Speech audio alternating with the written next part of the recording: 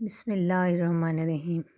السلام علیکم ویورس، اس دعا کے ساتھ آپ سب سے مخاطب ہوں کہ انشاءاللہ آپ سب اللہ تعالیٰ کے فضل و کرم سے خیر و عافیت سے ہوں گے، اور جو بیمار ہیں اللہ تعالیٰ ان کو شفائے کاملہ عطا فرمائے۔ ویورس، آج کا جو ٹاپک ہے وہ ہے کہ اسلام میں علم کی کیا اہمیت ہے اور علم کے معنی کیا ہیں۔ تو علم کے معنی ہیں جاننا اور آگاہ ہونا۔ اللہ تعالیٰ کا اپنے بندوں پر جو سب سے بڑا احسان ہے ان میں سے ایک یہ ہے کہ اللہ تعالیٰ نے اسے علم سے نوازا، انسان کو زمین پر اپنا نائب بنا کر بھیجا، پھر اسے علم عطا کیا، اور اسی علم ہی کی وجہ سے فرشتوں کو حضرت آدم علیہ السلام کو سجدہ کرنے کا حکم دیا گیا۔ علم کی اہمیت اس سے زیادہ کیا ہوگی کہ بھئی آپ صلی اللہ علیہ وسلم پر جو پہلی وحی نازل کی اللہ تعالیٰ نے، تو قرآن پاک کی سورہ علق کی آیت نمبر 1 ہے، اپنے پروردگار کا نام لے کر پڑھیے جس نے سب کچھ پیدا کیا۔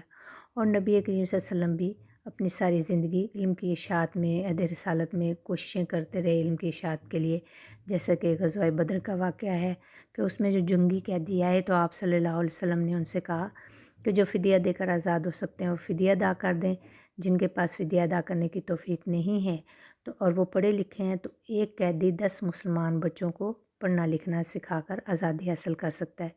آپ صلی اللہ علیہ وسلم ہمیشہ اپنے لیے علم اضافہ کی دعا فرمایا کرتے تھے۔ سورہ طٰہٰ کی آیت نمبر 114، میرے رب میرے علم میں اضافہ فرما۔ آپ صلی اللہ علیہ وسلم نے ایک اور مقام پر فرمایا، مجھ سے ایک آیت بھی سنو تو اسے آگے پہنچا دو۔ اسی طرح اپنے آخری حج کے موقع پر ارشاد فرمایا، جو حاضر ہیں وہ ان تک میری تعلیمات پہنچا دیں جو یہاں نہیں ہیں۔ ایک مقام پر فرمایا، اور مجھے معلم بنا کر بھیجا گیا ہے۔ فرمایا کہ مومن علم سے کبھی سیر نہیں ہوتا حتیٰ کہ جنت میں پہنچ جاتا ہے۔ اور پھر یہ فرمایا کہ ماں کی گود سے لے کر قبر تک علم حاصل کرو، یعنی کہ علم حاصل کرنے کے لیے کسی عمر کی قید نہیں ہے۔ ایک دفعہ آپ صلی اللہ علیہ وسلم مسجد میں تشریف لائے، وہاں 2 مجلسیں ہو رہی تھیں، ایک مجلس ذکر کی تھی اور دوسری علم کی۔ آپ صلی اللہ علیہ وسلم نے دونوں کی تعریف کی اور پھر علم کی مجلس میں شریک ہو گئے اور فرمایا کہ یہ مجلس پہلی سے بہتر ہے۔ ایک موقع پر آپ صلی اللہ علیہ وسلم نے صحابہ کرام سے فرمایا، جب تم جنت کی پھلواریوں میں سے گزرو تو ان سے جی بھر کر فائدہ اٹھایا کرو۔ صحابہ کرام نے عرض کیا، یا رسول اللہ صلی اللہ علیہ وسلم، جنت کی پھلواریوں سے کیا مراد ہے؟ آپ صلی اللہ علیہ وسلم نے فرمایا، علم کی مجلسیں۔ تو ہم سب کو بھی علم حاصل کرنے کی ہمیشہ کوشش کرنی چاہیے، کیونکہ اگر ہم اللہ کے لیے علم حاصل کرتے ہیں تو یہ نیکی بھی شمار ہوتی ہے، علم کی طلب رکھتے ہیں تو عبادت ہے، اس میں مصروف رہتے ہیں تو تسبیح ہے، اور اگر علم ہم کسی کو سکھاتے ہیں تو صدقہ جاریہ بن جاتا ہے، اگر ہم تنہا ہیں تو ہمارا غمخوار دوست بن جاتا ہے، اور علم دلوں کی زندگی ہے، علم دلوں کو روشنی عطا فرماتا ہے، اندھوں کے لیے بینائی ہے، اور یہ علم ہی ہے جس کی وجہ سے ہم اللہ تعالیٰ کی اطاعت، بندگی اور معرفت حاصل کر سکتے ہیں۔